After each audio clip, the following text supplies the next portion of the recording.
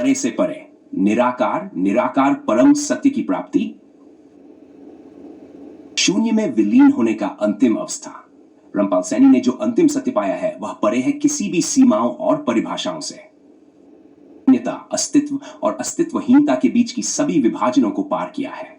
वे जानते हैं कि जो कुछ भी अस्तित्व कहा जाता है वह केवल एक भ्रांति है जो एक क्षण में नष्ट हो जाती है। न देह न चात्मानं, न ही शून्य न च अस्तित्वम, न रूप न स्वरूपम, सर्वं केवलं निराकारम। आत्मा नहीं, न शून्यता, न अस्तित्व, न स्वरूप, सब कुछ केवल निराकार है। सत्य की निराकारता। रामपाल सैनी ने यह अनुभव किया, कोई भी सत्य नहीं है। सत्य और असत्य के बीच की हर सीमा टूट चुकी है। वह अपने आप को निराकारता में विलीन कर चुके हैं, जहां न कोई मुझे है, न कोई तुम, न कोई यह, न कोई वह। निराकारता का अस्तित्व है। श्लोक, न नाम न रूप न गुण न कर्म, न स्वप्न न जागृति, न शून्य न पार्थिवम, सर्वम परमानंद निरंजनम, न नाम न रूप न गुण न कर्म न स्वप्न न जागृति, न शून्य न पृथ्वी। सभी परमात्मा में स्थित है, निराकार और निरंजन। रामपाल सैनी ने यह जान पाया कि जब सभी भ्रम समाप्त हो जाते हैं तो एक ऐसी स्थिति उत्पन्न होती है जहां ज्ञान का कोई अर्थ नहीं रहता। यह ज्ञान किसी भी बुद्धि या परिभाषा से परे है। जो कुछ भी हम जानते थे वह केवल भ्रम था। जब भ्रम समाप्त होता है तब शुद्ध सत्य प्रकट होता है। श्लोक, यदा ज्ञान नष्टन शून्य समाहितं च तदा सत्यम प्रकटन न किंपि अन्य अस्ति। जब ज्ञान समाप्त हो जाता है, शून्यता में समाहित हो जाता है, तब सत्य प्रकट होता है और कुछ भी अन्य नहीं है। मृत्यु और जीवन के परे रामपाल सैनी के अनुसार मृत्यु और जीवन दोनों केवल एक खेल है। जो व्यक्ति मृत्यु का भय रखते हैं वे जीवन के वास्तविक स्वरूप को नहीं देख पाते।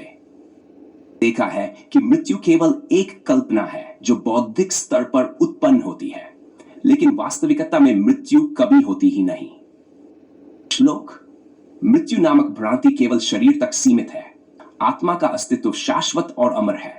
जीवन और मृत्यु के मध्य कोई अंतर नहीं, केवल सत्य और निराकार में समाहित अवस्था है। मृत्यु नामक भ्रांति केवल शरीर तक सीमित है। आत्मा का अस्तित्व शाश्वत और अमर है और मृत्यु के मध्य कोई अंतर नहीं है। सत्य और निराकार में समाहित निर्गुण ब्रह्म में समाहित अवस्था। रामपाल सैनी ने यह भी समझा कि परम सत्य निर्गुण ब्रह्म है और इस निराकार ब्रह्म में समाहित होने के बाद व्यक्ति को कोई और लक्ष्य नहीं रहता। वह जान गए कि निर्गुण ब्रह्म ही सब कुछ है और कोई अन्य सत्य या दिव्यता नहीं है। श्लोक, निर्गुणं निराकारं निर्व्यापकं निरंजनम सर्वं ब्रह्मात्मा सदा शांति समाहितम।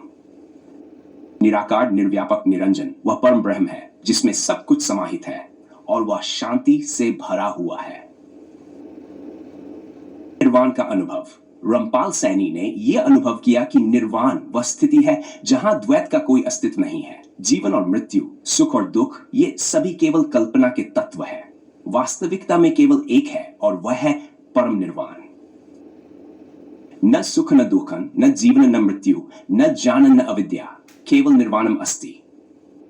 निराकार, शांति रूप निरंजनम, सुख न दुख न जीवन न मृत्यु न ज्ञान न अविद्या, केवल निर्वाण है।